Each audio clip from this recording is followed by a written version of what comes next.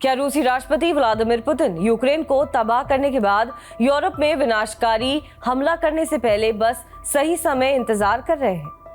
रूस और यूक्रेन के बीच जारी जंग के खत्म होने के आसार फिलहाल नजर नहीं आ रहे हैं। जंग की आग की ओर बढ़ने के आसार जरूर लग रहे हैं। एक रिपोर्ट के इस खुलासे से पूरे यूरोप में हड़कंप मच गया है कि राष्ट्रपति पुतिन यूक्रेन के खात्मे के बाद रूस का विस्तार करने के अपने कदम को आगे बढ़ा सकते हैं। अब हालात ऐसे हो गए हैं कि यूरोपीय देश इमरजेंसी मीटिंग कर रहे हैं। यूरोपीय देश मीटिंग के जरिए रूस के मंसूबे को रोकने के लिए तैयारी में लगे हुए हैं। यूरोप में खतरा इतना बढ़ गया है कि अगर नेटो और रूस में टकराव होता है तो क्षेत्र में परमाणु युद्ध शुरू होने का खतरा है। उधर नए अमेरिकी राष्ट्रपति डोनाल्ड ट्रंप के करीबी सहयोगियों ने अमेरिका से नेटो छोड़ने और इसके परिणाम स्वरूप यूरोप को रूसी सेना की ताकत का सामना करने के लिए अकेले छोड़ने की मांग की है। ऐसे में कमजोर देशों पर रूसी खतरा बना हुआ है, जहां अंदेशा है कि पुतिन इन देशों में अपनी सेना को तैनात कर सकते हैं। यह दावा ब्रिटिश सेना के पूर्व टॉप जनरल सर रिचर्ड शिरफ ने किया है। सर रिचर्ड शिरफ यूरोप में नेटो के डेप्यूटी सुप्रीम एसोसिएट कमांडर के तौर पर भी काम कर चुके हैं। उनका मानना है कि अगर प्रभावी उपाय नहीं किए गए तो रूसी सेना अगले कुछ सालों में कम से कम 3 और यूरोपीय देशों पर हमला करेगी। यूक्रेन का साथ छोड़ने के लिए ट्रंप की आलोचना करते हुए सर रिचर्ड शिरफ ने यूके के एक समाचार आउटलेट को दिए इंटरव्यू में कहा कि अमेरिकी राष्ट्रपति ने सैन्य गठबंधन को घातक झटका दिया है। उन्होंने ये भी दावा किया है कि यूक्रेन को हथियारों की आपूर्ति रोकने और खुफिया जानकारी साझा करने से रोकने के ट्रंप के फैसले पुतिन के कमांडरों को कीव और आखिरकार यूरोपीय देशों के खिलाफ पूरी ताकत से आगे बढ़ने का साफ संकेत है। जनरल शिरफ ने दावा किया है कि एक बार यूक्रेन का पतन होने के बाद पुतिन की नजर 3 देशों यानी मोल्दोवा, जॉर्जिया और रोमानिया पर होगी, जहां वो अपने वफादारों को सत्ता पर कब्जा करने के लिए चुनाव में हेरफेर करने की कोशिश करेंगे।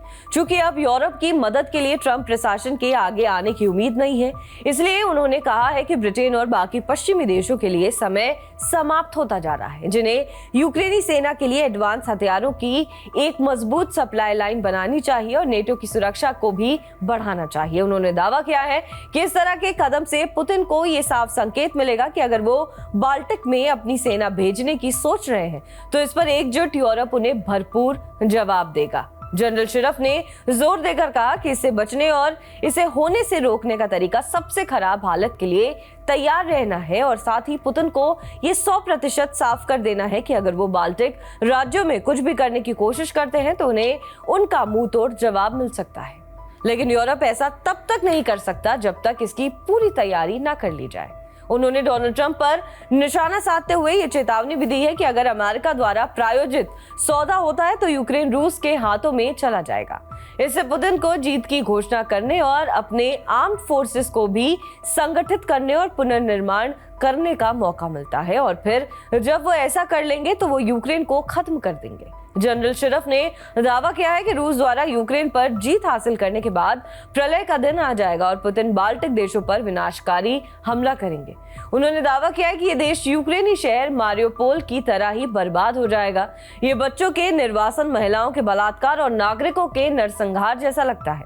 जब रूस हमला करता है तो यही होता है, पहले मिसाइलें होंगी फिर काम होगा। पूर्व अमेरिकी सेना के शीर्ष जनरल बेन हॉजेस ने भी इसी तरह की भविष्यवाणी की थी। उन्होंने घोषणा की थी कि रूसी मिसाइलें हवाई अड्डों और बंदरगाहों को निशाना बनाएंगी। नेटो के पूर्वी भाग में फिनलैंड से लेकर पोलैंड और रोमानिया तक जो तेजी से मजबूती के लिए अहम है, इन्हें या तो काइनेटिक हमलों या साइबर हमलों से निशाना बनाया जाएगा।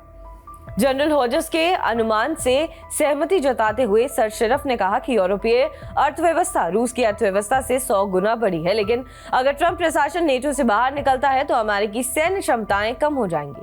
उन्होंने कहा कि यूरोप रूस का मुकाबला कर सकता है, लेकिन इसमें समय लगेगा। कोशिश करनी होगी, नेतृत्व करना होगा और बलिदान भी देना होगा।